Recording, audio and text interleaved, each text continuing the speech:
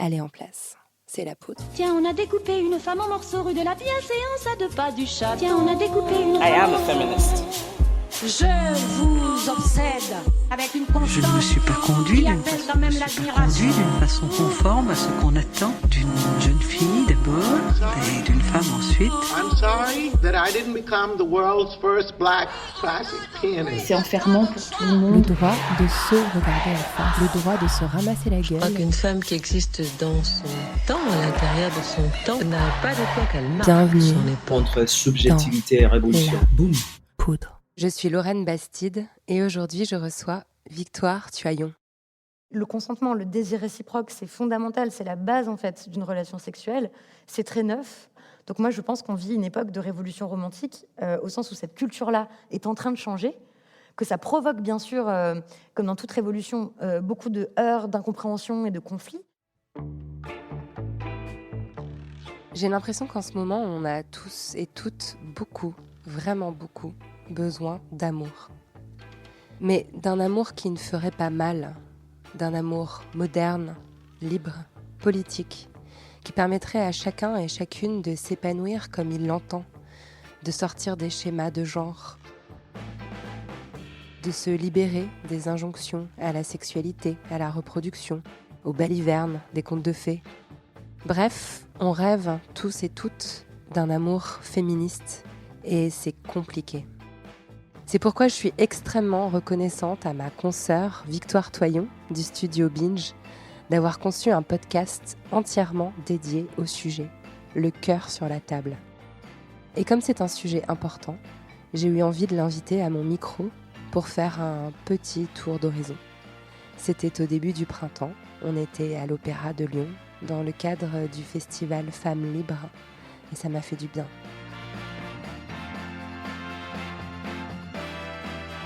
Avec Victoire Tuaillon, on a parlé de Barbe Bleue, de chèvres et de révolution romantique.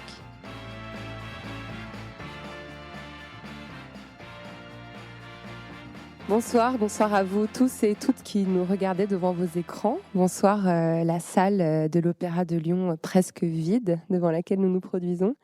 Victoire Tuaillon, vous êtes journaliste, créatrice d'un podcast absolument pionnier sur les questions de masculinité en France, Les couilles sur la table, un succès colossal. Un podcast qui est devenu un livre sorti en 2019 et qui a eu aussi un succès colossal. Vous êtes précise, brillante, passionnée. Et grâce à vous, des dizaines, peut-être même des centaines de milliers de personnes ont avancé dans la déconstruction des questions de genre. Grâce à vous et aux auteurices, chercheuses et militantes que vous avez reçues, la France a compris des trucs fondamentaux. Genre, il n'y a pas que la pénétration dans la vie, ou non, la masculinité n'est pas en crise, ou encore, oui, le sexisme affecte aussi les hommes. Donc pour ça, du fond du cœur, Victoire, merci. Avec les couilles, et j'adore répéter les couilles dans un opéra, vous avez exploré les violences sexuelles, les tâches domestiques, la parentalité, le travail, la ville. Et aujourd'hui, avec Le cœur sur la table, votre nouveau podcast, un documentaire dont la saison 1 est diffusée en ce moment, vous explorez l'amour. C'est un podcast magnifique et on va y revenir très largement. Avant ça, je voulais faire une observation. Je la trouve passionnante, la scène qui se produit là. L'exercice auquel nous sommes en train de nous livrer. Nous sommes toutes les deux journalistes. Nous créons des podcasts, des objets culturels ultra contemporains, technologiques, gratuits, accessibles. Et nous sommes ici à l'invitation de l'Opéra de Lyon, une institution vénérable, artisanale, prestigieuse et malheureusement élitiste. Il y a comme un choc des deux mondes, il y a comme une anomalie. Mais il y a aussi une évidence, une logique, dans le fait de nous entendre, nous, avec nos regards féministes actuels, parler près d'une salle où vont être bientôt joués et diffusés en streaming le Château de Barbe Bleue, Mélisande ou Ariane et Barbe Bleue, des opéras qui regorgent d'héroïnes puissantes et amoureuses, mais aussi de domination masculine et de féminicide. Alors, je voulais commencer par là, Victoire, et te demander, parce que je renonce tout de suite à te vouvoyer, parce qu'on se connaît trop bien, qu'est-ce que tu t'es dit quand on t'a invité à venir parler d'amour et de féminisme sur la scène de l'Opéra de Lyon ? Merci Lorraine. Eh bien, Je me suis fait cette réflexion-là aussi, que c'était intéressant d'être invitée à l'opéra où vont se jouer des pièces, donc 2 pièces autour de Barbe Bleue, 2 opéras autour de Barbe Bleue, qui est vraiment un conte fondamental, je pense, dans nos structures psychiques amoureuses, qui nous marquent depuis très longtemps et qui reprennent des motifs qu'il s'agit maintenant de déconstruire et que les études féministes et les pensées féministes permettent de déconstruire pour inventer de nouveaux récits, j'espère. Alors, Barbe Bleue, c'est vrai que c'est un personnage qu'on croise dès notre enfance. Hein. C'est un héros de conte de fées dont toute petite fille, tout petit garçon aussi d'ailleurs croise la figure. C'est quand même un homme qui tue méthodiquement toutes ses épouses. Est-ce que tu penses que les représentations culturelles fabriquent la violence masculine ou partiellement ? Ouais. En fait, évidemment, il y a plein de causes à la violence masculine, mais oui, je pense qu'évidemment, les représentations en sont à la fois la cause et le symptôme. C'est-à-dire, c'est pas pour rien qu'on nous raconte autant d'histoires avec des contes du Petit Chaperon Rouge, de Barbe Bleue, de La Belle et la Bête, enfin avec des hommes qui sont des figures masculines qui sont dangereuses. Et donc, c'est extrêmement intéressant d'analyser ces contes-là avec les lunettes du genre pour voir quel schéma, quel modèle, quel récits en fait nous ont été transmis et ce qu'on en fait. Et par rapport à la figure de Barbe Bleue, pardon, j'ai perdu ta question. Bah non, mais c'est ça en fait. Enfin, c'est la figure donc d'un homme qui commet des féminicides Oui. et c'est à la fois le reflet de la société, mais ça modèle aussi C'est peut-être aussi nos imaginaires. Oui, c'est-à-dire, en fait, aller voir, ça nous habitue, je pense, à une forme de normalité là-dedans, et surtout que c'est toujours des hommes qui font du mal à des femmes, et donc ça normalise en fait ces récits-là, et je pense que ça participe en fait à la banalisation et à la normalisation de la violence masculine, et aussi à cette idée que c'est une espèce de fatalité, quoi, qu'en fait en amour, eh bien, on est condamné à souffrir, surtout si on est une femme, et qu'on peut être marié à un type qui assassine une par une ses épouses. Et d'ailleurs, enfin, on a souvent fait les rapprochements entre Barbe Bleue et Henri VIII, je crois, d'Angleterre, qui avait fait à peu près la même chose à toutes ses épouses qu'il a décapitées les unes après les autres. Dans les couilles et dans le cœur, je trouve que c'est un bon projet de spin-off. Tu t'appuies souvent sur les représentations culturelles pour illustrer ton propos. Et dans le cœur, tu parles beaucoup de contes de fées. Il y a même un moment où tu humes toi-même la bande-son, le fameux thème de La Belle au bois dormant.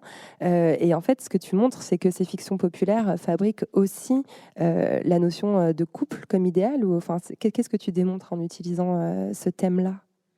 En fait, oui, dans le podcast Le Cœur sur la table, on s'appuie effectivement sur plein de représentations culturelles et de récits et de fictions, puisque ce sont celles-ci qui nous permettent de savoir, avant même de les avoir vécues, à quoi sont censées ressembler des histoires d'amour et qu'est-ce qu'on est censé ressentir.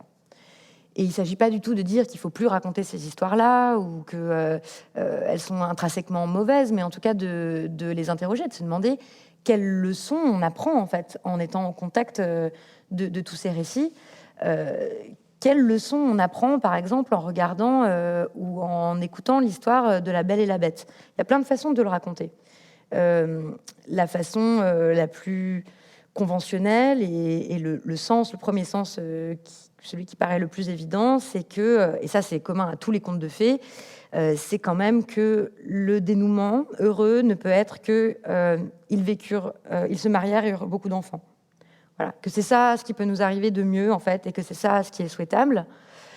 Et ce que ça nous apprend aussi, je pense, comme petite fille, c'est que ce qui va être important dans notre vie, c'est qu'on soit découverte d'une façon ou d'une autre par un prince qui viendra nous chercher, donc et qui nous forme déjà un imaginaire de la passivité et de l'attente, et l'idée que notre vie sera justifiée par un homme ou par un amour qui va arriver et qui va nous révéler à nous-mêmes.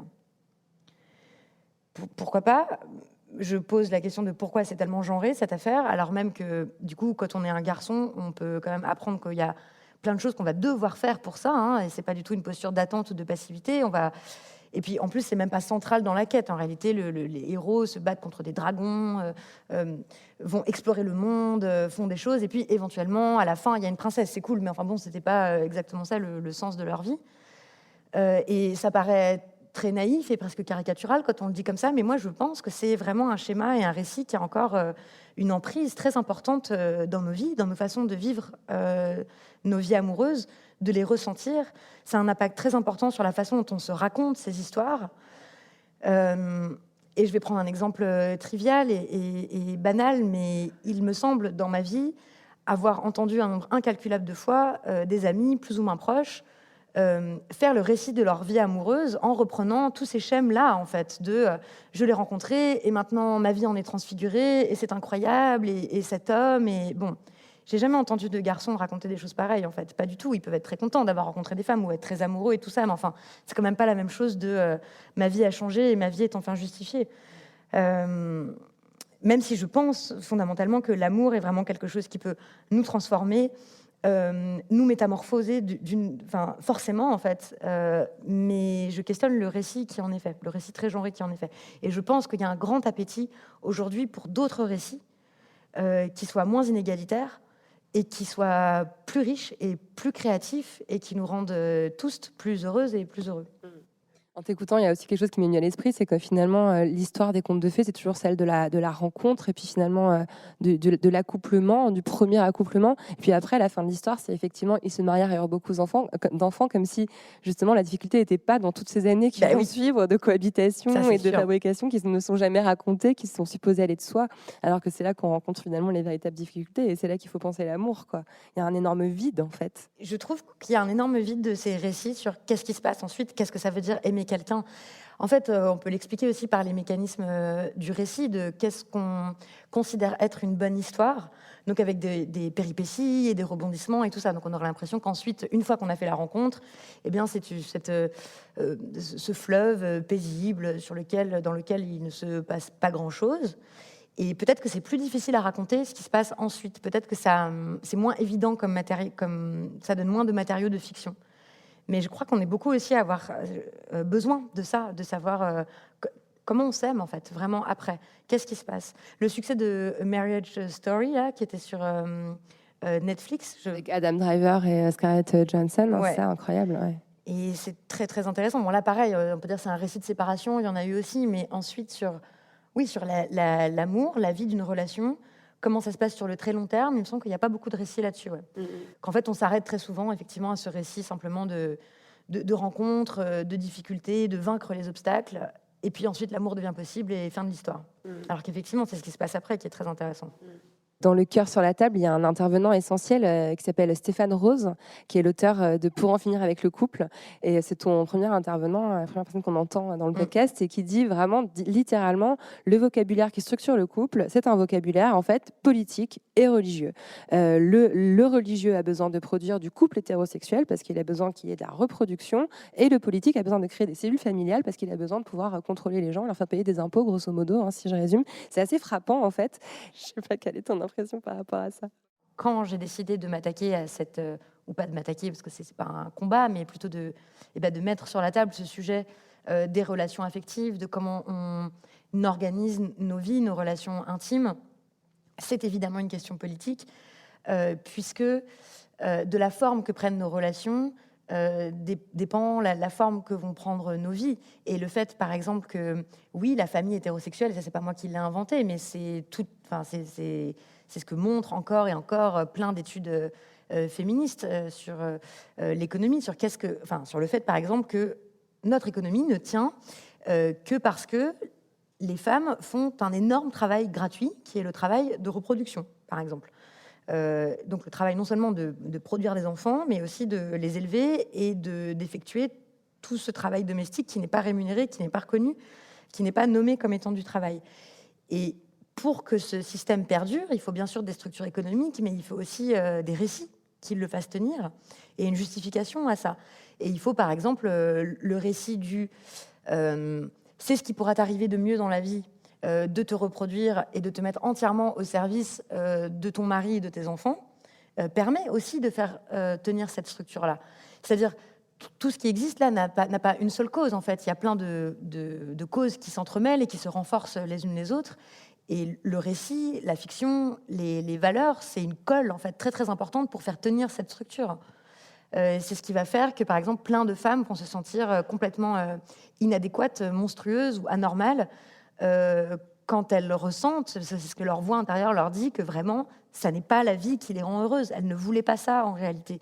Et ce sentiment d'inadéquation peut être très fort, puisque c'est ce qu'on nous a répété toute notre vie, en fait, que une fois qu'on aurait rencontré quelqu'un à aimer, alors notre vie serait justifiée. Et puis quand ça arrive, ça ne suffit pas. Alors on peut remettre en question l'amour qu'on a, remettre en question les qualités qu'on a. Et ce qu'on essaye de faire avec l'équipe du cœur dans ce podcast, c'est pas de dire qu'il y a une solution ou d'autres vies qui mériteraient plus d'être vécues, mais juste de dire qu'il existe toutes sortes de pistes et que peut-être des femmes se sentent très épanouies dans ce récit-là, traditionnel, certainement, mais beaucoup ne sont pas épanouies dedans. Et alors, ça vaut le coup de montrer que c'est pas qu'elles ont un problème, en fait, c'est que dans nos récits, il y a un problème. Et que tout ça a des effets politiques et crée des inégalités. Et c'est ce qui permet aussi aux inégalités et aux rapports de pouvoir de perdurer. Je trouve quand même que c'est intéressant de voir avec quelle persistance ces contes qui sont vieux de 5, 6 ou 7 siècles continuent d'être transmis. Ou même il n'y a pas très longtemps, je regardais le site lel.fr, les articles les plus lus, ça reste les articles qui concernent la couronne d'Angleterre et les princesses. Et on continue d'ériger cette image de la princesse comme un espèce d'idéal féminin avec persistance, malgré toutes les révolutions féministes qui ont eu lieu entre-temps. Il y a quand même, à mon avis, un enjeu, comme tu dis, politique et aussi économique assez fort, quoi, pour qu'on nous lâche pas les baskets avec cette histoire de princesse. Ouais. Alors, t'es pas la première féministe à t'intéresser à l'amour au prisme du genre. L'écrivaine afroféministe américaine Bell Hooks a dit énormément de choses à ce sujet. Il y a également des chercheuses féministes matérialistes qui s'y sont penchées d'un point de vue plus marxiste, assez historique. Il y a aussi une réflexion sur l'amour dans la pensée du Caire. Alors, je te connais bien, je sais que tu as ingurgité goulûment tous ces contenus et que tu les as digérés. Et comme on est dans une saison de la poudre un peu savante et que tu es journaliste, est-ce que tu peux essayer de nous faire un petit digest, un petit panorama, en gros, de ce que la théorie féministe a pu apporter jusqu'ici sur l'amour? Ok, je vais essayer. D'accord. Bon, en fait, je crois que toutes les chercheuses ou penseuses féministes se sont intéressées à l'amour, quasiment. Je dirais, donc, des féministes révolutionnaires, des féministes anarchistes. Voltairine de Cleyre a écrit dessus au XVIIIe siècle. Il y a eu Emma Goldman, beaucoup de penseuses et d'écrivaines et d'autrices féministes. Parce que forcément, comme tu le sais aussi très bien, dès qu'on commence à s'intéresser aux pensées féministes, on applique aussi ces grilles de lecture et ces analyses à nos propres vies. Puisque le féminisme, ça ne parle que de ça, ça ne parle que de la matière de nos vies, de nos identités, de nos affects, de nos relations, bref. Donc, en fait, toutes les penseuses féministes, elles n'ont pas pu faire l'économie de la pensée sur leur propre vie et la forme que prennent leurs relations. Simone de Beauvoir a écrit des textes extraordinaires sur l'amour, et même dans la biographie qui lui a été consacrée récemment, il est bien montré et dit à quel point l'amour, c'était une question centrale pour elle, en fait. Et la question de qu'est-ce que l'amour et qu'est-ce qu'est aimer véritablement, c'est vraiment une question centrale pour Simone de Beauvoir. Et donc, dans les grands textes qu'elle a écrits, il y a par exemple, dans Le Deuxième Sexe, il y a ce chapitre extraordinaire qui s'appelle « La femme amoureuse », qui a été écrit en 1949. Mais vous le relisez aujourd'hui, c'est complètement contemporain. Enfin, ça s'applique complètement à la situation que nous connaissons, toutes, enfin beaucoup d'entre nous. De même, le chapitre « La femme indépendante ». Ensuite, il y a eu, dans les années 70, la remise en question de l'hétérosexualité, qui n'était pas nommée avant, et donc de cette idée selon laquelle le véritable amour serait forcément entre un homme et une femme. Et là, il y a énormément de penseuses qui ont écrit là-dessus, et donc aussi sur le lesbianisme politique, montrer que d'autres formes d'amour étaient possibles, et qui ont publié des textes très virulents et assez géniaux. Shulamit Firestone, par exemple, a écrit là-dessus pour dire, et d'autres avec elle, que l'amour, c'était vraiment l'opium des femmes, en fait, que c'était vraiment la drogue qui permettait au patriarcat de perdurer. Et ça, c'est vraiment une idée qui est centrale aussi dans les réflexions que j'ai menées pour Le cœur sur la table, c'est-à-dire cette idée que l'amour, c'est vraiment la pilule qui peut nous servir, qui sert à nous faire avaler la domination masculine, en fait. Mais avec ça, dans les années 70, comme on était aussi en pleine révolution du love power et de réflexion sur l'amour aussi, c'est vraiment, j'ai l'impression, la pensée féministe, c'est aussi un combat pour redéfinir ce qu'est l'amour, en fait. Et du coup, une fois qu'on a dit que l'amour, c'était la pilule qui pouvait nous servir à nous faire avaler et accepter le patriarcat, on peut aussi dire que l'amour, et c'est ce que je crois, moi, redéfinir l'amour, c'est aussi le moyen de lutter contre le patriarcat, en fait. Et ça, c'est une réflexion qui s'est poursuivie dans les décennies suivantes, et j'en oublie certainement plein. Je vais être très gênée ensuite à la fin de l'entretien en me disant j'ai pas cité une telle et une telle, mais en tout cas, énormément de féministes ont écrit là-dessus. Eva Illouz, plus récemment, en fait, c'est une grande sociologue de l'amour, qui est aussi très influencée par la pensée féministe. Elle a écrit dans les années 90, elle en examinant avec la pensée économique et les outils féministes, d'examiner comment se formaient les relations amoureuses contemporaines et qu'est-ce qui avait changé. Qu'est-ce que j'ai beaucoup relu aussi, Bell Hooks, évidemment, qui emprunte un langage qui est beaucoup plus... qui est curieux pour nous, lectrices françaises, parfois, parce que il y a un rapport à la spiritualité qui est très différent aux États-Unis par rapport à celui qu'on connaît en France. Donc, il y a volontiers des élans mystiques, en fait. Mais moi, ça me parle beaucoup, ça, aussi. Voilà. Est-ce que tu crois que j'en ai oublié? Tu penses à certaines? En tout cas, ce que je précise, c'est que chaque épisode du Cœur sur la table est accompagné systématiquement sur le site. Il y a une liste, une bibliographie complète qui accompagne chaque épisode. C'est passionnant. En fait, quand on commence à cliquer sur les liens que tu proposes, en fait, on part. Moi, ça m'a un petit peu, d'ailleurs, détourné de mon travail quand je préparais l'interview parce que je partais. Bref. Donc voilà, c'est en tout cas extrêmement documenté. Et surtout, c'est vrai que j'ai beau avoir énormément lu de théorie féministe ces dernières années, j'avais pas réalisé ce que tu viens de dire. Parce que finalement, l'amour, c'est une question centrale du féminisme. Oui. Et effectivement, même chez Simone de Beauvoir, on le retrouve partout. Oui. D'ailleurs, ça me fait penser à la femme rompue, la femme amoureuse, femme indépendante, la femme rompue. C'est intéressant que ça boucle là-dessus. Et puis, on est dans l'ère MeToo, une ère qui est celle de l'audibilité des violences sexistes et sexuelles. On n'a jamais autant parlé de viol dans les familles et à la télé. On n'a jamais autant parlé de féminicide.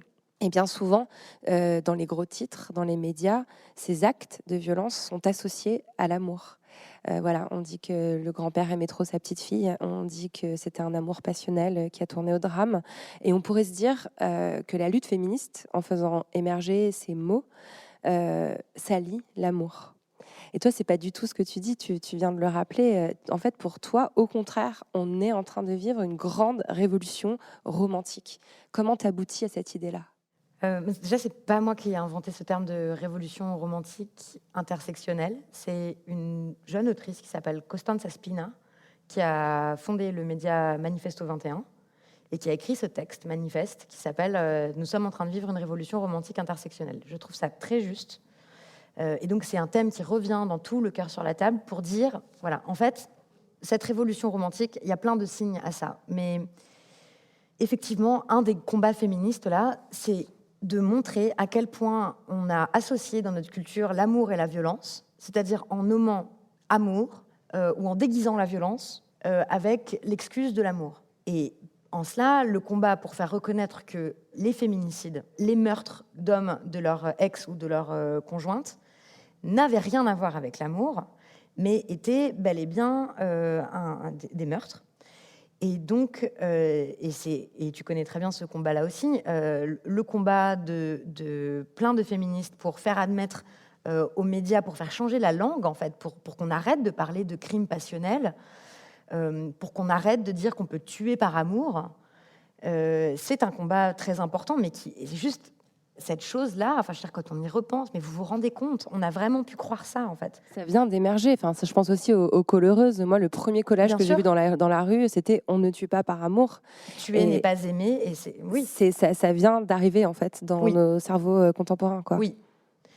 Et dans la continuité de ça, il y a aussi le combat contre les violences au sein du couple. Ou pareil, mais là, on en est au début, en fait. On n'est même pas... Enfin, on a à peine commencé à gratter la surface de à quel point nos relations affectives sont très souvent entremêlées de violences qui ne sont pas nommées ou qui sont excusées au nom de l'amour. Avec cette idée que si l'amour est fort, s'il est très intense, c'est normal qu'il y ait de la violence, parce que la passion, c'est violent et tout ça. Donc je pense on est juste en train, et ça c'est grâce aux pensées et au militantisme féministe, on est en train de détricoter en fait ces deux choses-là. De même, quand tu reparlais de l'inceste ou de ce qu'on appelle la pédophilie, ça aussi c'est quand même très intéressant, qu'on appelle pédophilie de la pédocriminalité, donc des crimes sexuels contre les enfants, sachant que pédo, ça vient de enfant en grec, et philie de philia, qui veut dire l'amour. Donc ce serait quand même l'amour des enfants. C'est quand même très révélateur de notre culture, en fait. On a un énorme problème avec notre conception et avec notre culture amoureuse. Et je crois en effet qu'on est en train de vivre une révolution romantique, parce que ce que disent des millions de femmes dans le monde et certains hommes avec elles et des personnes non binaires et toutes sortes de personnes de plein de façons différentes, c'est on ne veut pas de cet amour-là, on refuse de l'appeler l'amour parce que ça n'a rien à voir avec l'amour. Et nous, on réclame autre chose. On réclame de redéfinir ce que c'est aimer et de retrouver des repères sur ce qu'est l'amour, quelle forme il prend, et aussi que c'est pas juste un idéal, mais ça s'incarne dans des pratiques très concrètes qui vont jusqu'à changer nos façons de nous parler et nos façons de nous toucher et nos façons d'être en relation les uns les unes avec les autres. Et donc, on se moque des féministes qui veulent changer le langage ou qui veulent changer les récits, comme si c'était des détails, comme si c'était pas important. On se moque de nous quand on dit que c'est vraiment horrible, qu'on veut tuer l'érotisme, qu'on veut tuer la drague et qu'on veut tuer la séduction. Mais moi, comme plein d'autres, et je pense que tu en fais partie aussi, je pense que c'est une époque extrêmement joyeuse, en fait. Je pense que les gens n'ont jamais eu autant de bon sexe que maintenant, en réalité. Même si, bien sûr, perdurent des violences, mais je pense que le fait d'avoir de se sentir enfin légitime à vivre autrement sa sexualité, à répéter et à entendre répéter que oui, le consentement, le désir réciproque, c'est fondamental, c'est la base en fait d'une relation sexuelle, c'est très neuf. Et bien sûr que ça rend les gens, ça crée des relations beaucoup plus égalitaires. Donc moi, je pense qu'on vit une époque de révolution romantique, au sens où cette culture-là est en train de changer, que ça provoque bien sûr, comme dans toute révolution, beaucoup de heurts, d'incompréhension et de conflits entre les tenants d'un ancien monde qui trouvaient que le summum de l'érotisme, c'était de ce rapport de domination, là, que vraiment, il n'y avait rien de mieux, il n'y avait rien de plus érotique une femme que ça. contre un mur et de lui voler un baiser, quoi. C'est tellement hot, les baisers volés, de plaquer les femmes contre les murs, de pas leur demander si elles sont d'accord, d'avoir des relations avec des femmes qui ont 20 ans de moins que vous, voire qui sont adolescentes, voire qui ne sont pas d'accord. Il y a tout un tas de gens encore qui pensent ça. Il y a aussi des femmes qui pensent ça. Bon, nous, il me semble qu'on est dans le camp adverse où on leur dit mais en fait on veut plus ça du tout, et en fait nous ce qu'on aime c'est le désir réciproque, c'est la jouissance partagée, c'est le respect de nos limites, c'est l'exploration ensemble, c'est tout ça, et aussi le droit de pas avoir de vie sexuelle par exemple, le droit de ne pas avoir de vie amoureuse. Et c'est tellement plus riche, c'est tellement plus beau, c'est tellement plus respectueux de nos individualités et de nos subjectivités. Et en même temps, c'est un chantier qui est tellement vaste et dont on est vraiment simplement en train de commencer à déterminer les contours. En t'écoutant énumérer toutes les situations, il y avait la notion d'emprise, je trouve, qui est en train de s'imposer peu à peu dans le discours public autour du viol et des violences sexuelles. Enfin, il y a eu plusieurs cas médiatiques ces derniers temps où finalement une femme accusait un homme médiatique de viol et celui-ci répondait non, elle était consentante. Et en fait, on est dans cette espèce de zone grise. Et je trouve que le simple fait qu'on qualifie de zone grise cet espace, c'est une espèce d'aveu d'échec, ou en tout cas d'échec temporaire de la société, à vraiment encore définir les contours de ça. Enfin, c'est aussi un petit peu décourageant, quoi. Je pense que moi-même, je serais incapable de venir expliquer en des termes simples qu'est-ce que c'est l'emprise, qu'est-ce qui joue dans ces relations-là. Enfin, je ne sais pas si ça te fait réagir quand je te parle de ça. Oui.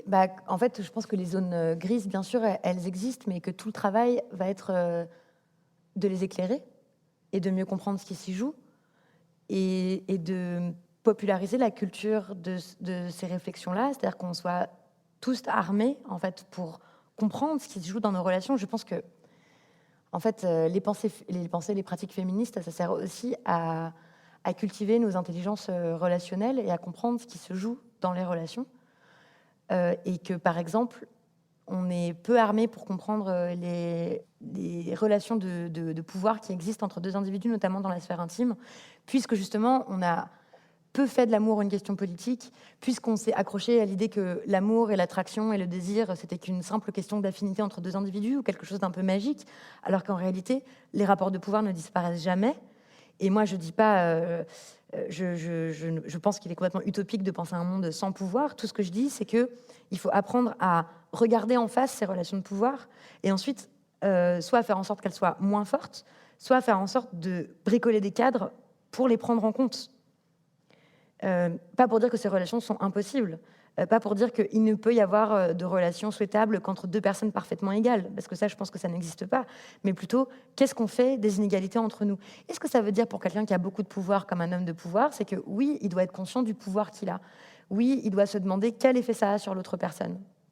Et ça, ça fait partie aussi de la révolution romantique, en fait, d'être capable de se situer, d'être capable d'envisager et d'évaluer les relations de pouvoir dans lesquelles on est tous prises et pris. Je ne sais pas si c'est plus clair. C'est passionnant et c'est super clair. Et du coup, là-dedans, dans les relations de pouvoir, il n'y a pas que le genre, évidemment. Il y a aussi la classe sociale, il y a aussi l'âge, il y a aussi la notoriété. Bien sûr que ça joue, la notoriété. Il y a aussi des différences de personnalité, des différences de race, il y a plein de différences, en fait, qui jouent. Et il faut juste regarder ça. Et ça aussi, pour moi, c'est une démarche de mettre les choses sur la table. Quand on démarre une relation avec quelqu'un, on devrait être capable d'en parler, en fait. De dire ça. Où est-ce qu'on se situe l'un par rapport à l'autre dans la société? C'est quoi les rapports de pouvoir qu'on a entre nous, y compris même, en fait, par exemple, j'ai plus d'attractivité physique que toi, je suis plus beau que toi, par exemple. Comment ça joue, en fait, dans notre relation? C'est pas grave, en fait. Mais il faut que ce soit nommé, il faut que ce soit dit, et il faut que les deux puissent inventer quelque chose à partir de ça. Que ce soit mis sur la table et pas balayé vers la sphère du privé, comme ça l'a été, en fait, pendant si longtemps. Toujours, ouais. Alors, je voudrais pas déroger à la règle de ce qui fait la poudre. Je voudrais qu'on parle un moment de toi, de ce qui fait ce petit cri, de ce qui fait ton intime, de ce qui t'a construite. Mais je sais que c'est une démarche qui te parle parce que tu prends toujours grand soin de te situer dans tous tes travaux. D'ailleurs, j'en souris souvent. Tu commences toujours par dire d'où tu parles, qui tu es. Et tu ouvres ton documentaire Le cœur sur la table par un prologue magnifiquement réalisé dans lequel tu dis beaucoup « je ». Donc, au-delà du fait que, on le sait, tu es une femme cis, hétérosexuelle, bourgeoise, diplômée, pourquoi toi, Victoire Toyon, pourquoi toi, tu as envie de sauver l'amour? Parce que je vois pas très bien ce qu'on a à faire sur Terre si ce n'est aimer.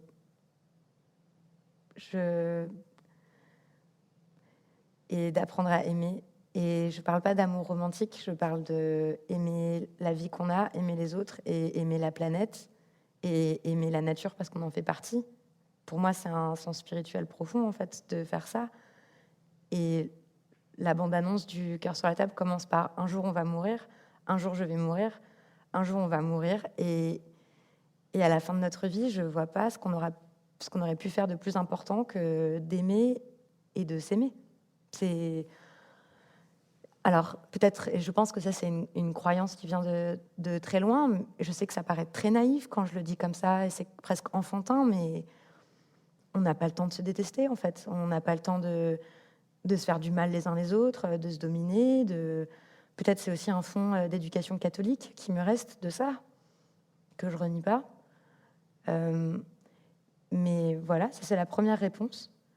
La deuxième, c'est que l'amour tient une grande place dans ma vie, comme je l'explique dans le prologue, puisque j'ai été socialisée comme une fille et que l'amour est encore quelque chose codé comme féminin dans notre culture et que tout ce qui peut concerner l'amour et les relations affectives me passionne depuis longtemps, que c'est un sujet sur lequel je réfléchis aussi beaucoup dans ma propre vie et que j'estime que toutes ces conversations et ces lectures et ces efforts pour se comprendre, pour comprendre les autres et tout, ont de la valeur.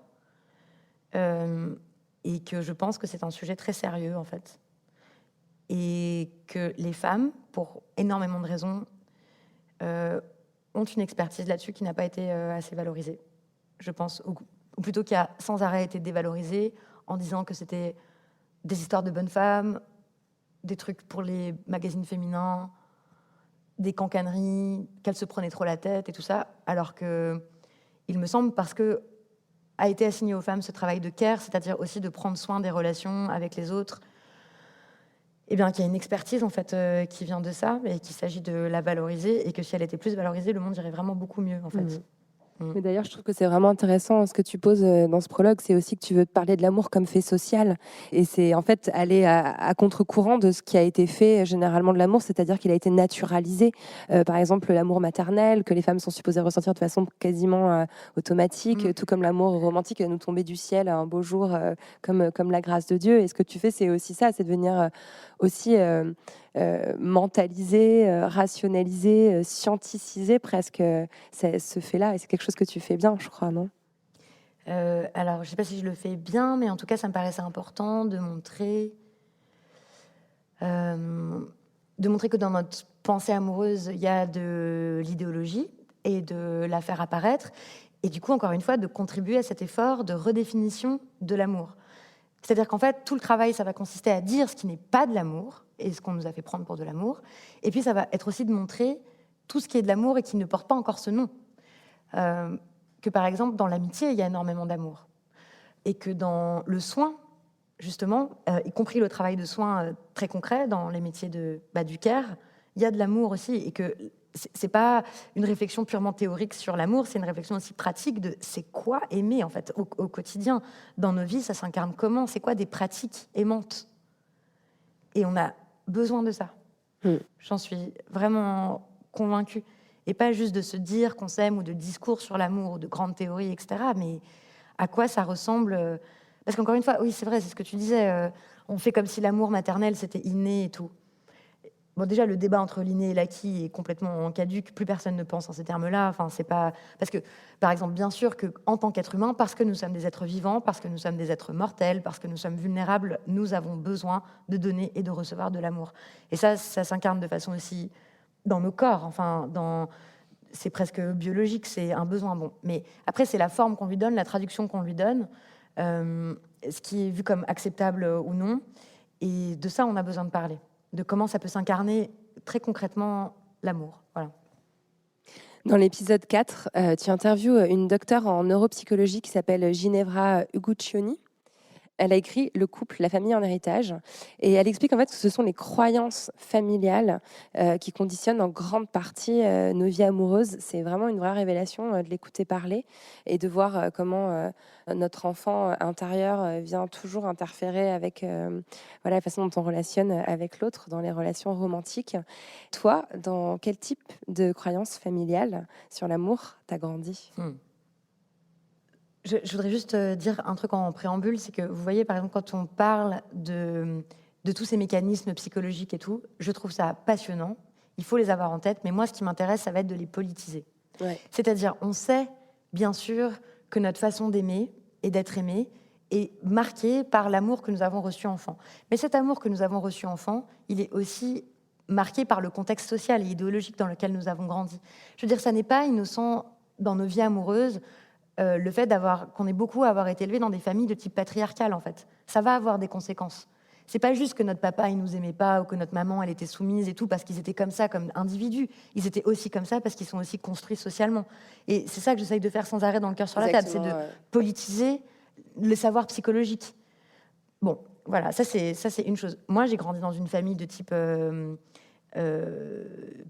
patriarcal aussi, très marquée par le patriarcat, en réalité. Et donc, comme je le raconte dans cet épisode, par un père qui était très souvent absent et qui, en tout cas, respectait le rôle patriarcal d'un père qui ne s'investit pas dans les relations familiales ou de façon lointaine ou autoritaire.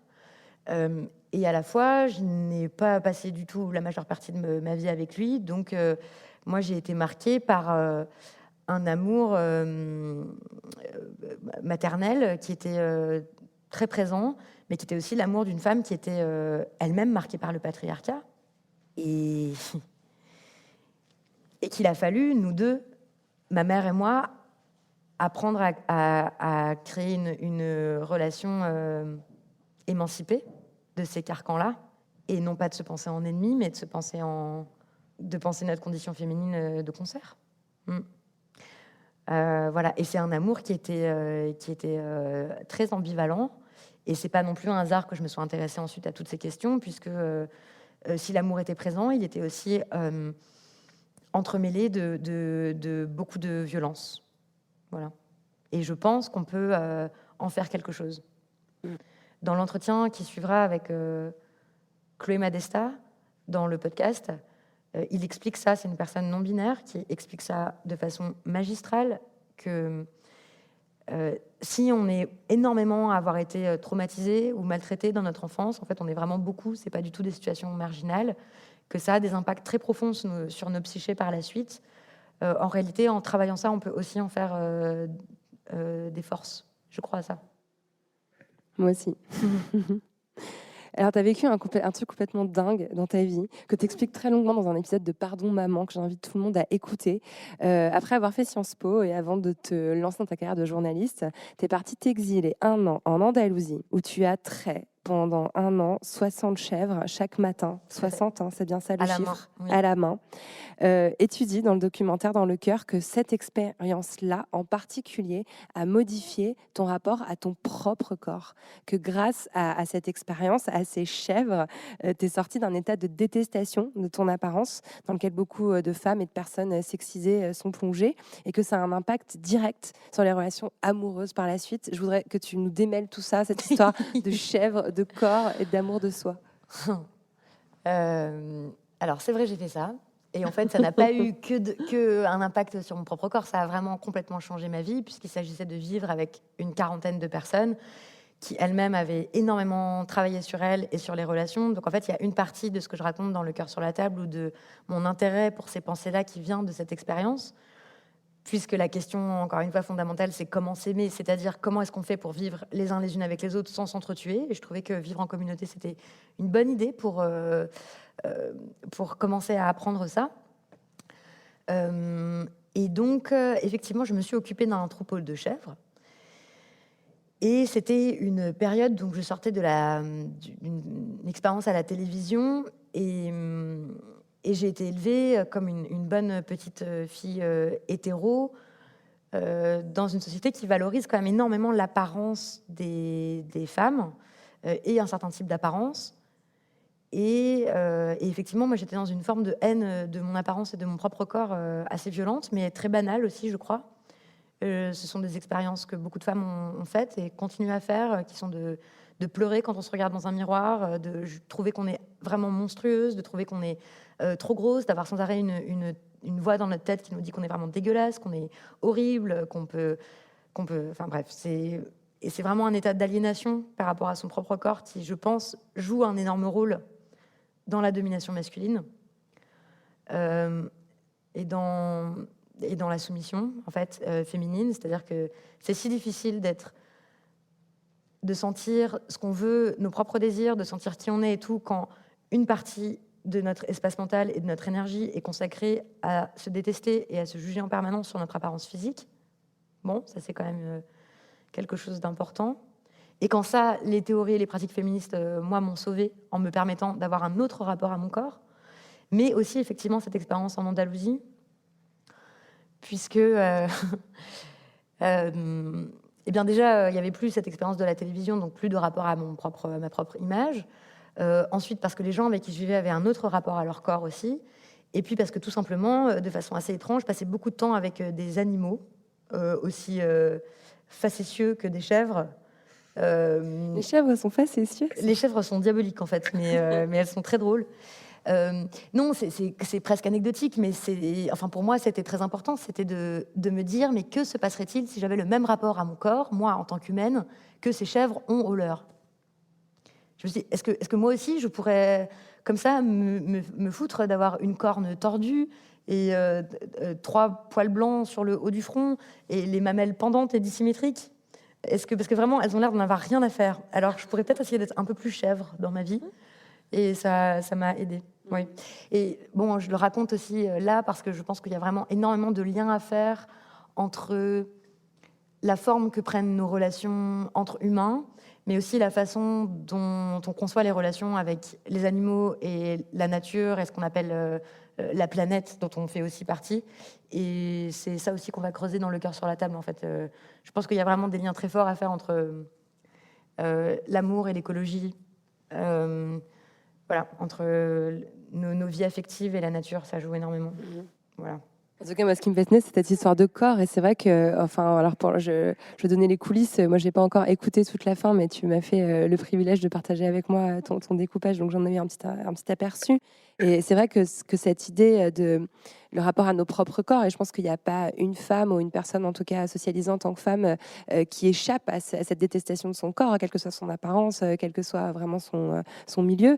Et ça m'a fait penser, enfin, pardon de donner des références aussi pop culture, mais à RuPaul qui dit dans chaque émission de RuPaul Drag Race, If you can't love yourself, how can you love anyone else? Si on ne peut pas s'aimer soi-même, comment peut-on aimer qui que ce soit d'autre? Et je pense qu'il y a vraiment quelque chose de fondamental en fait qui se joue dans cette espèce d'injonction qu'on a à d'abord être extrêmement critique vis-à-vis de soi et du coup à être incapable de laisser se poser véritablement un regard bienveillant sur soi, même à accepter en fait que quelqu'un nous dise qu'on est belle par exemple. Oui, bah oui, mais tu as bien sûr. Et c'est pour ça que quand je dis que ce documentaire est sur l'amour, c'est aussi sur l'amour de soi, sur ce qui va l'empêcher. Et je pense que par exemple la culture patriarcale mutile très fort et très profondément nos possibilités d'amour propre pour les hommes, pour les femmes et pour les hommes. Vraiment. Et ça me brise le cœur. Et c'est comme ça que je suis devenue féministe aussi, en me disant on mérite tellement mieux, en fait. On mérite...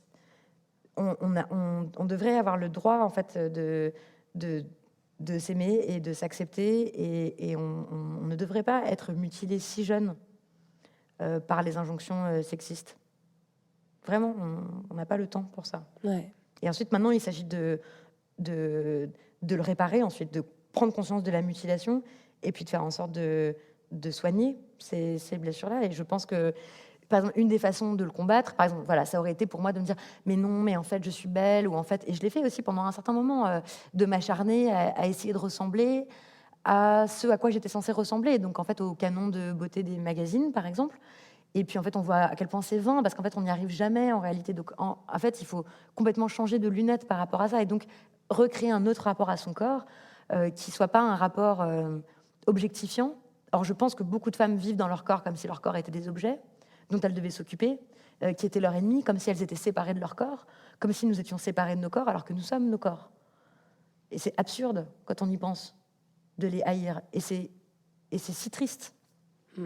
Et c'est politique comme question. C'est pas qu'une question pour être mieux avec soi-même, être dans plus de bien-être et tout. C'est politique, en fait, de faire ça. Ça aussi, c'est un axe important du cœur sur la table, c'est de dire toutes ces pensées-là de self-help, de psychologie, de arranger ses relations avec les autres, de mieux les vivre, de les vivre de façon plus harmonieuse. C'est pas quelque chose juste pour qu'on soit mieux dans nos vies, là, dans nos petites vies, en fait. C'est politique aussi de faire ça, si c'est accompagné d'une pensée politique. Voilà. On est dans le corps et on va aller vers l'esprit. Moi, le truc que tu as fait, que je kiffe le plus, c'est Mental FM, un documentaire que tu as réalisé pour Arte Radio. Franchement, je pense que je l'ai écouté 3 ou 4 fois. Enfin, il y a quelque chose de vraiment jouissif dans l'écoute de ce docu. Tu as été d'ailleurs récompensé du Grand Prix Nova en 2019 pour la fiction radio. Donc, franchement, allez l'écouter, c'est un bijou. Et j'ai retrouvé dans le cœur, ce qui fait ta signature dans ce docu, ce sont ces petites voix dans ta tête qui susurrent, qui crient, qui commentent, qui se contredisent, qui s'engueulent, ou qui chantent d'ailleurs, qui te foutent des doutes, qui te jugent, etc. Pourquoi tu es obsédée par ces voix dans ta tête? Merci de l'avoir entendu, ça déjà. Eh bien, vous n'avez pas des voix dans vos têtes, vous? Bah si, c'est ça qui est génial, c'est quand on écoute Mental FM, on se rend compte en fait qu'on les a aussi, ces voix, quoi. Exactement. Eh bien, ça m'intéresse parce que ça montre bien qu'on n'est pas des purs individus et que on n'est jamais tout seul à l'intérieur de soi et qu'on a et que on est comment dire on est habité en fait par les autres et par les relations avec les autres et que d'identifier ces voix-là et de les entendre, ça nous permet aussi de nous rendre compte de ça, et éventuellement de prendre des distances avec ces voix-là. C'est-à-dire, je pense que on est beaucoup, et moi aussi, enfin, en tout cas, voilà, à vivre avec des voix qui sont pas très gentilles, en fait, avec nous-mêmes. Et ça, c'est un travail de base qu'on fait en psychologie, ou c'est aussi un travail de base du travail sur soi, c'est d'identifier que nous racontent ces voix, et est-ce qu'on est d'accord avec ce qu'elles racontent. Et je pense, par exemple, que de grandir comme une femme dans une société patriarcale, c'est d'avoir intériorisé une voix patriarcale. Et c'est cette voix-là qui est en train de nous dire qu'on est nul, qu'on est grosse, qu'on ne mérite pas d'être aimé parce qu'on n'est pas comme il faut, et qu'on n'est pas une femme comme il faut, et qu'on parle trop fort, et qu'on est trop ceci, et trop cela, et tout ça. Et ces voix patriarcales, c'est comme les voix de la société, c'est ça que je veux faire entendre aussi. Mais ça peut être aussi les voix de ce qu'on nous a dit quand on était petit. Et ces mêmes voix de ce que nous racontent nos parents quand on était petit, elles sont aussi influencées par, encore une fois, la culture patriarcale. Donc, en fait, tout ce travail sur soi, pour moi, il consiste à se dépatriarcaliser en fait, de l'intérieur. Et ça peut passer par identifier ces voix et ces discours qu'on prend comme vrais, parce que ce sont nos pensées, alors qu'on pourrait aussi apprendre à s'en détacher et à s'en moquer. Et donc, c'est aussi moi, une de mes façons dans mon travail de m'en moquer, de les mettre à distance et de les faire entendre explicitement. Et dans Mental FM, apparemment, c'est l'effet que ça a fait à plein de femmes. Les mecs ont détesté en général. C'est vrai. Ouais. On trouvait que vraiment, ça n'avait aucun intérêt. Mais par contre, beaucoup de femmes ont aimé et m'ont dit « Ah, c'est dingue. En fait, moi aussi, ça raconte ça dans ma tête, mais j'en avais pas vraiment pris conscience, en fait, avant de les entendre vraiment. » Et donc, les œuvres, la pensée, les œuvres et tout féministes peuvent aussi servir à révéler des choses qu'on savait toutes et qu'on n'exprimait pas. Ouais. Alors j'espère contribuer un tout petit peu à ça aussi. Mais ça me fait penser, j'avais pas fait le rapprochement, mais on dirait aussi la description du stream of consciousness de Virginia Woolf, quoi, le flot de la pensée. Oui. Merci pour le petit. Non, mais c'est vrai, c'est-à-dire que la tentative qu'a fait Virginia Woolf pendant toute sa vie, c'est-à-dire de retranscrire quasiment littéralement le flot de pensée qu'il y a dans notre tête. Mais il y a aussi un moment où, on sait que Virginia Woolf a malheureusement pas trouvé le bonheur en étant dans cette espèce de quête effrénée de vouloir à tout prix retranscrire ses pensées, les attraper et les comprendre. Est-ce qu'il n'y a pas aussi quelque chose d'obsessionnel qui peut devenir aussi néfaste et empêcher un lâcher-prise ou une connexion avec justement moins le mental et plus le cœur? Je ne sais pas. Bah oui, nous nous connaissons bien, toi et moi, Lorraine. Eh bien oui, je pense qu'une des marques de cette mutilation, de la socialisation de genre, c'est pas moi qui le dis, c'est Carol Gilligan, qui est une immense penseuse féministe et psychologue, qui dit que la pensée patriarcale, c'est aussi celle qui sépare le corps de l'esprit et qui sépare les émotions de la raison. Or, les émotions, c'est aussi de la pensée. Et quand on s'en coupe, on pense mal. Or, il n'y a que cette pensée-là qui est valorisée aujourd'hui, la pensée ultra-rationnelle. Et que de faire cette révolution féministe, c'est aussi de revaloriser nos émotions et de relier les deux. Et moi, je suis aussi très marquée par ça. Et tout le travail que j'essaye de faire en ce moment, c'est moi, je me suis réfugiée dans quelque chose de très cérébral. Et alors, j'essaye de récupérer des parties de moi qui sont plus émotionnelles maintenant et donc plus vulnérables, mais qui rendent aussi plus fortes, du coup. Et j'essaye de faire ça, justement pour pas se réfugier entièrement dans la mentalisation, dans son mental, et donc dans cette pensée qui reste assez pauvre si elle est uniquement rationnelle. On va y arriver. Mais je pense, et que quand... Aussi, ce qu'on voit, j'ai l'impression, c'est que Carol Gilligan parle de ça, de quand on récupère, en fait, quand on guérit de ses mutilations, quand on récupère sa voix propre, la voix qu'on avait avant qu'elle soit mutilée par la socialisation de genre, les hommes comme les femmes, ça donne ces voix qui sont très solides d'une façon dans la pensée rationnelle, mais qui sont aussi très émotionnelles. Et on le sent tout de suite dans nos corps. Et là, je pense à la voix d'Adèle Haenel, par exemple, à la voix de Greta Thunberg, à la voix énormément de penseuses et d'activistes féministes ou écologistes, etc., qui arrivent à relier les deux parce que leur action et leur pensée est animée par leurs émotions et par leur corps. Et ça se sent, je trouve. Ouais, et la puissance est là. Ouais. Et ça m'évoque aussi ce qu'avait dit au micro de la poudre Gloria Steinem, qui disait qu'en fait, bien souvent, on confond la colère des femmes avec de la tristesse. Enfin, que c'est aussi très, très difficile, en fait, pour une femme, par manque de modèle et de représentation, d'exprimer correctement ses émotions. Que parfois, la colère fait couler des larmes, ce qui donc donne une impression de faiblesse, alors qu'en réalité, c'est une rage très puissante qui est en train de monter, qui a un énorme travail à faire, je pense aussi, de la part de la société pour lire correctement les émotions qui s'expriment. Je pense que tu parles d'Adèle Haenel, quand on regarde l'émission sur Mediapart, il il faudrait en fait faire un travail énorme, vraiment presque de comportementaliste pour décrypter correctement toutes ces émotions qui passent sur son visage et dans sa voix quand elle s'exprime, et on n'est pas habitué à le faire, quoi. Oui, et puis surtout, je crois, et là aussi, je crois que il y a plein de gens là qui s'intéressent à comment mieux ressentir leurs émotions, comment mieux les exprimer, etc. On pourrait dire que c'est nombriliste comme travail, et ça peut l'être, ça peut aussi, je veux dire, être quelque chose, par exemple, si on apprend à mieux maîtriser ses émotions pour être plus performant au travail, tu vois. Bon. Ou genre apprendre à faire de la méditation pour voilà, être un meilleur salarié, être plus productif, ou je sais pas quoi. Ça me semble pas être très intéressant, mais par contre que tout ce travail-là sur nos émotions pour mieux les comprendre, mieux les exprimer, mieux les communiquer, mieux les ressentir et tout, ça peut aussi être un travail révolutionnaire et un travail politique. De toute façon, de base, je pense vraiment que le travail sur soi peut être un travail révolutionnaire. En tout cas, en fait partie. Qu'on pourra pas faire de révolution si on fait l'économie de ça, d'un travail sur nous-mêmes et donc sur nos émotions. Apprendre à les exprimer, à les ressentir, à les prendre en considération. Et là encore, la socialisation genrée opère aussi une mutilation importante sur nos capacités émotionnelles.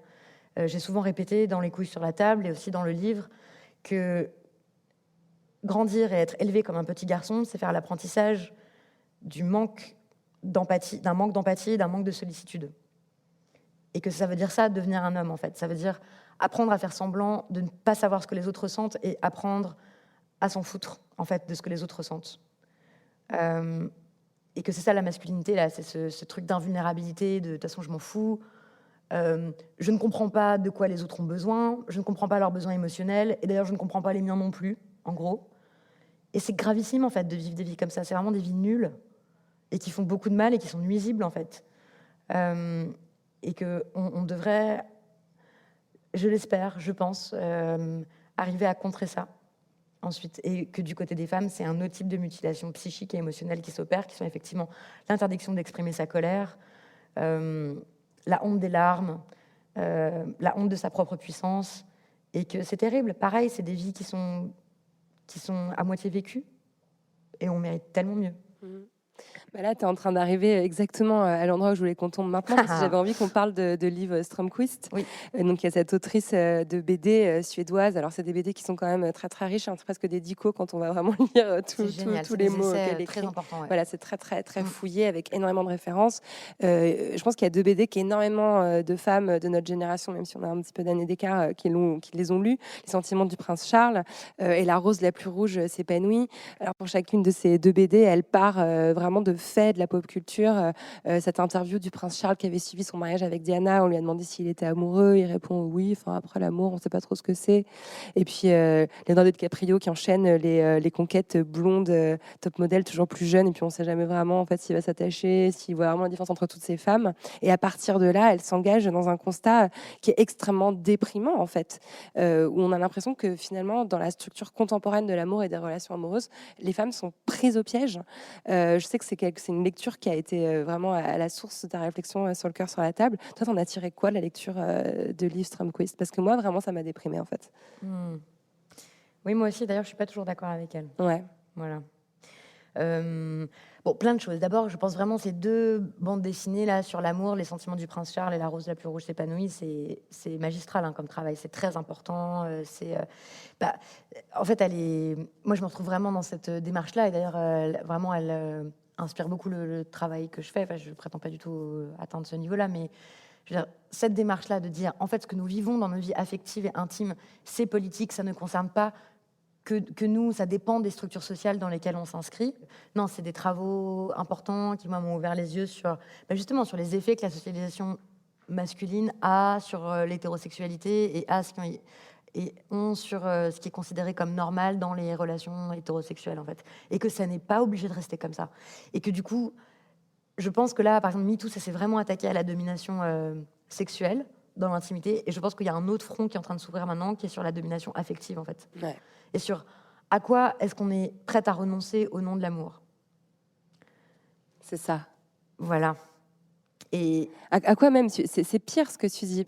Et je trouve que c'est vraiment ça qui est un petit peu... j'ai hâte d'arriver au bout de ton docu, parce que finalement, tu pars du principe qu'on va forcément devoir renoncer à quelque chose. Tu pars du principe, ça ne fonctionne pas, et je pense que c'est là où on a toutes abouti, toutes et tous d'ailleurs, abouti après avoir lu ces BD. Ok, ça marche pas. Constat d'échec total, et il faut qu'on renonce à quelque chose. On renonce à quoi? On renonce au couple, on renonce au sexe, on renonce à la fidélité, on renonce à la cohabitation, on renonce aux enfants. Et en fait, finalement, j'aimerais bien que tu me dises à quoi il faut qu'on renonce, mais tu sais peut-être pas encore. mais je pense surtout qu'il faut tout réinventer. On peut le faire. Et je pense que nos relations vont prendre des formes dont nous n'avons même pas idée. Et c'est pas moi qui l'ai dit, c'est Simone de Beauvoir dans Le Deuxième Sexe, que entre les hommes et les femmes naîtront des relations dont nous n'avons même pas encore idée. Et que le plus beau est devant nous, quoi. Vraiment, j'en suis sûre. Et ça t'en es convaincue parce que tu es vraiment en train de faire... Tu as une méthodologie très particulière pour ce documentaire, c'est que tu as été chercher beaucoup de voix, hein. Tu as suscité des témoignages, tu as reçu beaucoup de tapes, de petits messages vocaux, de mails, tu t'es déplacé, tu as créé des cercles de parole. D'ailleurs, tu vas inviter les gens dans le cours du documentaire à recréer ces cercles de parole. Et donc, du coup, tu entends en ce moment beaucoup d'histoires de couple. Et tu m'as dit tout à l'heure que tu avais énormément d'espoir. Est-ce que tu as un exemple qui te vient à l'esprit, une histoire qui nous redonnerait de l'espoir d'un comportement de couple qui te fait dire ça va aller, on va trouver? En fait, là, je reçois plein d'histoires de gens qui expliquent toutes les difficultés auxquelles ils ont été confrontés. Et en fait, ce qui me donne de l'espoir, c'est... Non, j'aurais du mal à te raconter une histoire parce que tu sais quoi? Parce que justement, j'ai aucune envie de faire un conte de fées, en fait. J'ai aucune envie de dire... Je crois pas au conte de fées, voilà. Mais donc, je crois pas qu'il faudrait appliquer telle ou telle recette et que du coup, après, ça va aller, le vécu heureux et il y aura beaucoup d'enfants, en fait. Mais par contre, ce que je crois, c'est que, encore une fois, comme nous sommes des êtres humains et que nous avons besoin d'aimer et d'être aimés, on va trouver notre chemin vers ça et que ça va demander beaucoup de travail, beaucoup d'échecs, de remise en question, de questionnements. Des fois, on va se sentir perdu et tout. Mais moi, je crois que là, il y a vraiment un désir, pas chez tout le monde, hein, mais chez pas mal de mecs en réalité aussi. Là, je parle que de l'hétérosexualité hein, dans ce cas-là. Mais d'inventer des relations qui soient véritablement égalitaires et qui soient riches et qui soient profondes. Et ça peut prendre plein de formes. Ça va être des mecs qui vont décider d'aller faire des thérapies, en fait. Combien de meufs ont dit à leur gars, va chez le psy, s'il te plaît, quoi. Il y en a plein qui ne le font pas, et il y en a qui y vont, et véritablement, ils changent, et ils essaient de s'améliorer, et ils essaient de faire en sorte que ça va mieux. Et je pense qu'en fait, tout va changer à partir du moment où on va considérer que nos relations affectives sont au centre de notre vie, que ce sont des sujets importants, qu'on n'a que ça, en fait. C'est plus important en fait que le travail ou autre chose. C'est comment on prend soin des relations que nous vivons. Et je lis plein d'exemples de ça, des histoires très tristes, mais aussi des histoires belles, quoi, de gens qui ont décidé de continuer à grandir et peut-être la forme que prend la relation n'a pas tellement d'importance, qu'on soit en polyamour, en couple exclusif sexuellement. Ou je ne crois pas tellement que ça dépende de ça. Parce qu'en fait, dans le polyamour, il peut y avoir aussi beaucoup de violence et beaucoup de domination. Donc, c'est pas une histoire de plaquer un modèle ou de suivre une recette et tout ça. C'est plus sur cette démarche de comment on va s'engager pleinement de tout notre être, y compris avec nos corps, nos émotions, notre passé, notre créativité, dans nourrir de belles relations avec les autres. Et que ça, c'est révolutionnaire. Et pas juste pour être confortable dans le monde tel qu'il est, parce que le monde tel qu'il est horrible, en fait, mais que je pense que c'est à partir de ce socle-là de très belles relations qu'on peut et qu'on est en train de créer les uns les unes avec les autres, qu'on peut faire la révolution aussi. Bon, tu viens de répondre à la question, c'est pour quand la révolution, donc je vais la passer. Mais il y a quand même quelque chose qui m'intrigue. Je sais de sources sûres que l'autrice Mona Chollet, qui a vraiment beaucoup apporté au combat féministe, à la réflexion féministe plutôt ces dernières années, est en train de travailler aussi sur l'amour. On attend tous impatiemment que son livre sorte. Pourquoi c'est important de parler d'amour en ce moment? Est-ce que dans un contexte un peu d'actualité, je ne veux pas faire le truc un peu obvious, mais on est en pleine pandémie, ouais. Les gens meurent, la crise économique est abominable, le fascisme monte, ça peut paraître surprenant en fait que les grandes penseuses de l'époque se penchent sur l'amour. Pourquoi, à ton avis, ça devient un sujet aussi urgent? Parce que c'est un lieu de résistance politique, j'en suis sûre. On ne va pas pouvoir résister à la fascisation de la société si on n'a pas des liens très très forts entre nous en fait.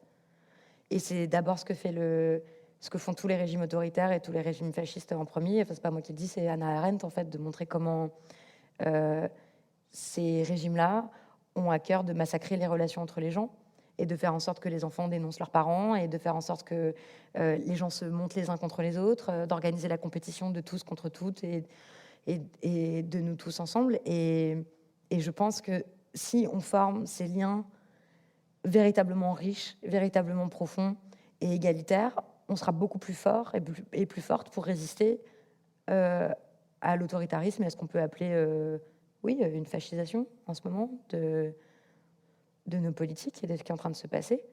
Et donc, c'est un lieu de résistance. D'urgence. Ouais. Victoire, ça évoque quoi pour toi, la poudre? La poudre magique de la fée Clochette. Que tu as mis sur tes paupières J'ai aujourd'hui. mis sur mes paupières pour toi, oui. Merci infiniment, Victoire. Merci, Lorraine. Merci. Merci à Victoire Toyon d'être venue faire parler la poudre avec moi. Merci encore 1000 fois à toute l'équipe de l'Opéra de Lyon d'avoir permis cette rencontre. La Poudre est un podcast produit par Nouvelles Écoutes. Merci à Aurore Meyer-Mailleux pour la réalisation, à Gaïa Marty pour la programmation, la prise de son et le reste. Au mixage aujourd'hui, Marion Emery. Merci à Bonnie Banane pour sa chanson dans le générique. Merci à vous pour l'écoute. On se retrouve sur Internet, Instagram, Twitter, Facebook. La Poudre est partout. Si vous avez des réflexions, des compliments ou des critiques à faire, n'hésitez pas, j'adore ça. Ah, j'allais oublier, pour lire les mêmes livres que moi, allez sur le site La Poudre lit.